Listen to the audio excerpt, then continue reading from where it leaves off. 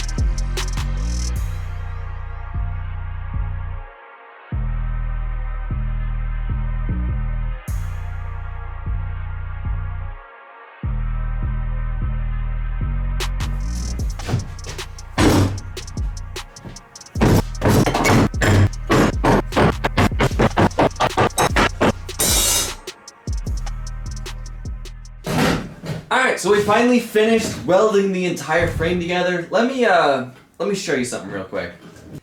Now, I was kind of realizing that this is a flawed setup with how I have this tension the chain, because this moves back and forth in the direction where the chain is going to be pulling itself together when it's under acceleration. This, over time, is going to slide forward and loosen the chain. These 4 bolts holding this thing on is not going to be enough to lock this thing in place. So how I decided to solve this was just take 2 nuts, weld it to the frame. I took 4 bolts and threaded them all the way down. And basically, I'm just going to take these, thread them onto the nuts that are welded onto the frame, and this is going to act as chain tensioners, locking this thing in place, keeping it from moving forward anymore. And because there's 2 of them, there's actually 2 of them on this side facing this way. On the other side, there's 2 facing that way, because on that side, it's going to be pulling the chain that way. On this side, it's going to be pulling it this way. So this is hopefully going to make it to where the chain will never loosen over time. Hopefully it'll work. I'm pretty sure it'll work. But anyway, let's start reassembling this thing.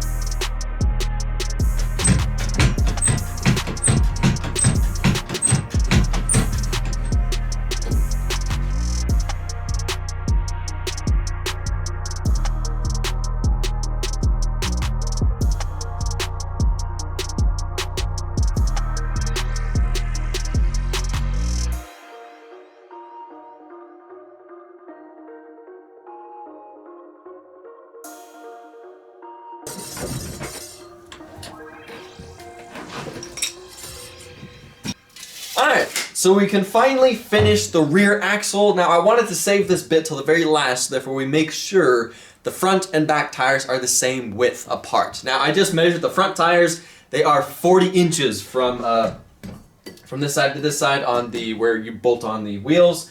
We're gonna make the back the same, which right now it's perfect. 40 inches, so we can now finally cut off the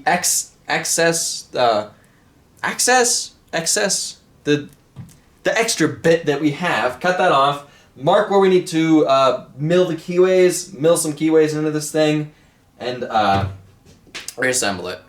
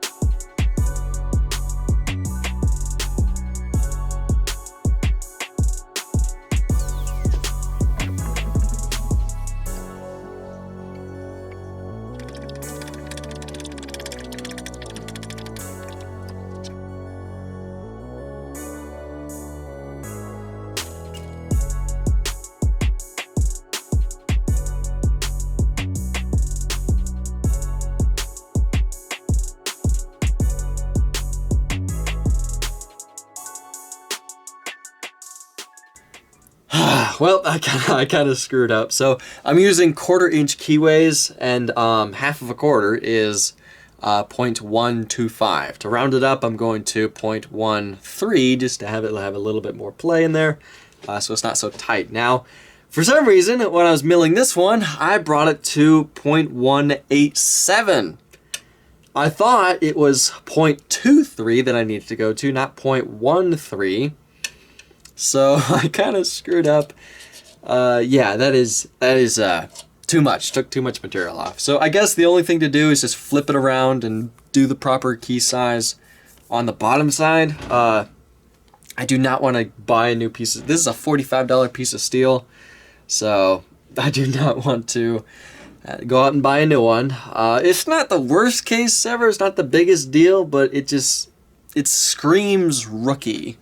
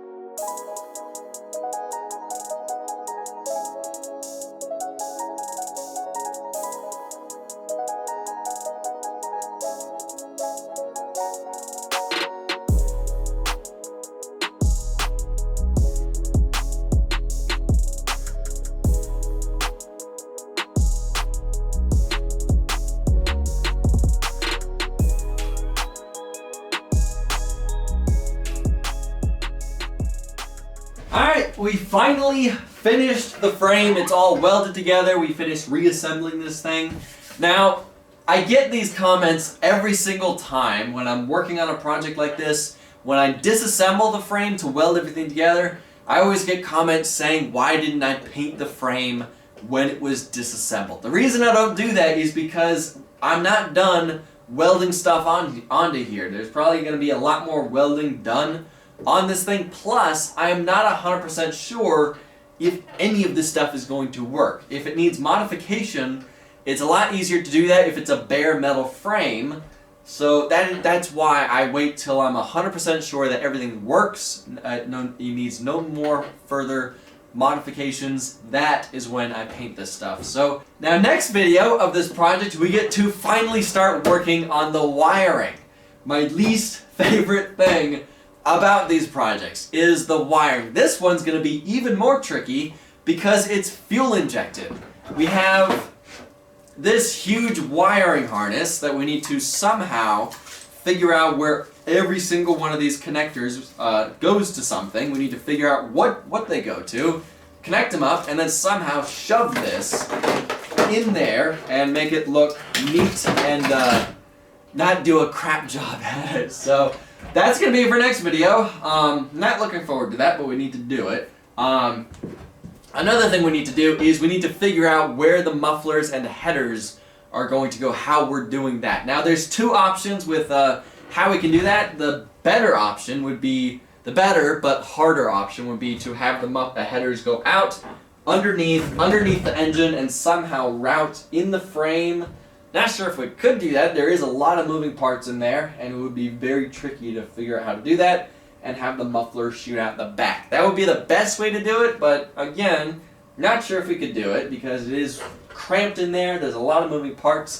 The better option, I guess, or the easier option, but not really the better option, would be to have the headers come out, up, and route over here, and then have the muffler like right here shooting down. That would be the easier option, but I'm not sure if it's going to be the best option because it would potentially melt the plastic and it would be louder. You'd see a giant muffler right here. So we need to figure out how we're doing that and start working on that in the next video. So let me know what you guys think on how I should do that. So anyway, I gotta end this video here. Now I have to thank Go Power Sports for sending us the parts we've used for this project.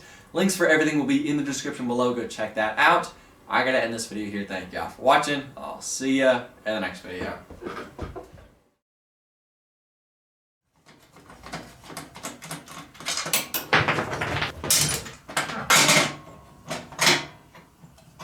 Oh. Oops. Oh, I didn't think about that.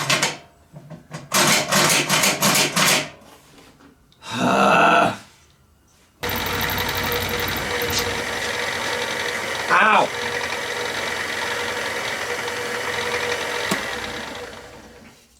These metal shavings get pretty hot, and when they land on your lips, doesn't feel that great. Focus! Focus, you. Can't say that. Come on! Ah, this thing's a turd.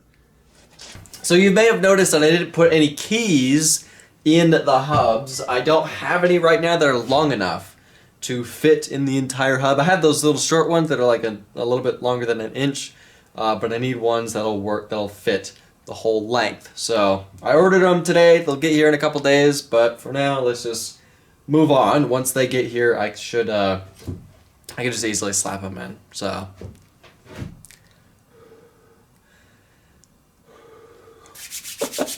yep, it's cold in here.